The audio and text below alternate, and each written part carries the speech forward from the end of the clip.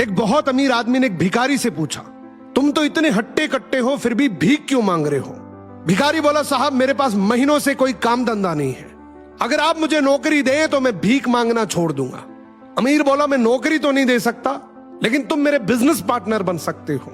मेरे पास एक चावल का प्लांट है, तुम चावल बाजार में सप्लाई करो और मुनाफा महीने के अंत में बांटेंगे। भिखारी ने कहा, लेकिन कैसे बांटेंगे? क्या मैं 20% लूंगा और आप 80%? अमीर बोला, मुझे सिर्फ 10% चाहिए, बाकी 90% तुम्हारा होगा, ताकि तुम जल्दी तरक्की कर सको। भिखारी ने जोरों से काम शुरू कर दिया। उम्दा चावल और सस्ते दामों से उसकी बिक्री बहुत बढ़ गई और उसे खूब मुनाफा हुआ।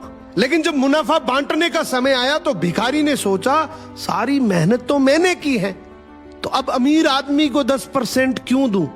अगले दिन अमीर आदमी आया और जब हिस्सा मांगा तो भिखारी ने बहाना करते हुए कहा कि साहब मुझे तो बहुत नुकसान हुआ है, मुझे जितना मुनाफा हुआ है उतना तो कर चुकाना है, तो इस हिसाब से मुझे कोई मुनाफा नहीं होगा, तो आप इसके हकदार नहीं हैं। अमीर आदमी ने कुछ नहीं बोला और वहां से चला गया।